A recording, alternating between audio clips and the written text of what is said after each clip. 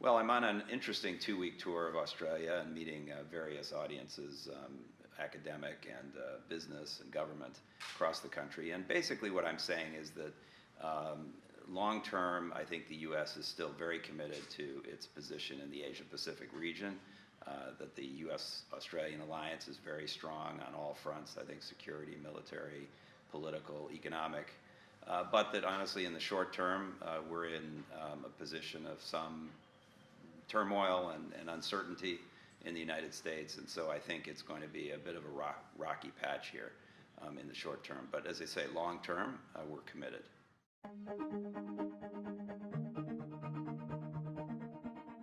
Well, again, I think that we have, under the Trump administration, taken a somewhat different approach to our economic engagement. As you know, on day one, the president decided to withdraw the United States from the Trans-Pacific Partnership, this trade agreement that we had been working on with Australia and Japan and other partners for 5 years and had concluded successfully.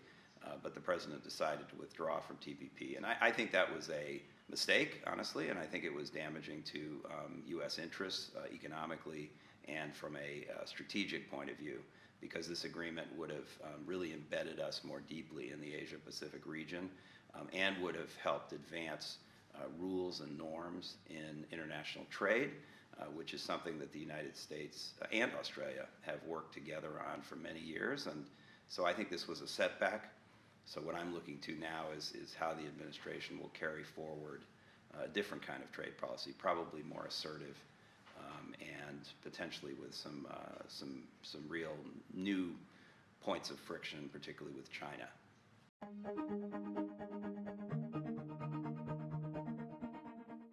Well, the president has had a consistent view on trade for about 30 years since he first gave a public policy speech in the late 1980s.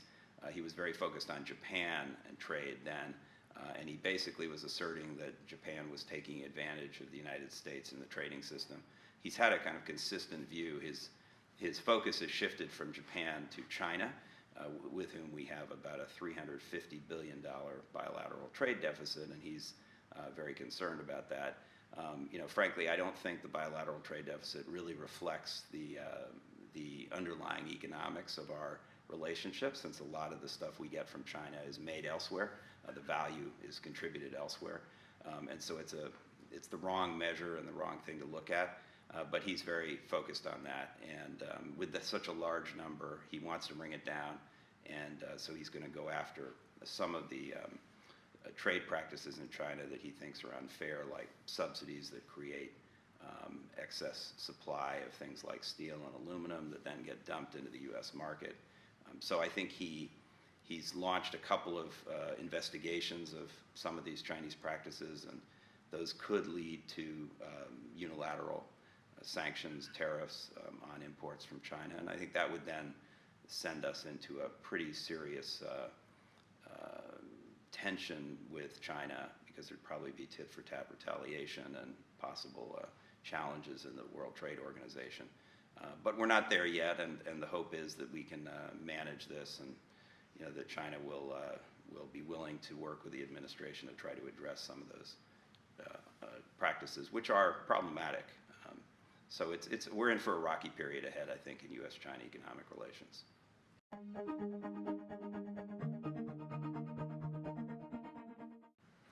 Well, again, I think Australia has a strong interest in deeper economic integration with the rest of the Asia-Pacific region, and I think the first thing is that I would, I think both an Australian and a U.S.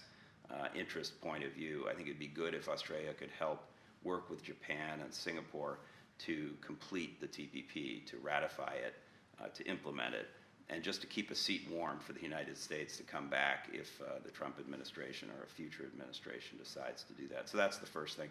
But then I would like to see Australia also work on broader rulemaking and norm setting in the trade area, and they can do that through APEC, through other bilateral arrangements that Australia has with countries in the region, through the Regional Comprehensive Economic Partnership, which is this big arrangement with the Southeast Asian countries and other Asian partners. And then I think by extending the kinds of high standards that we achieved in TPP, I think that would be very much in Australia's interests, but also it would be good for the United States.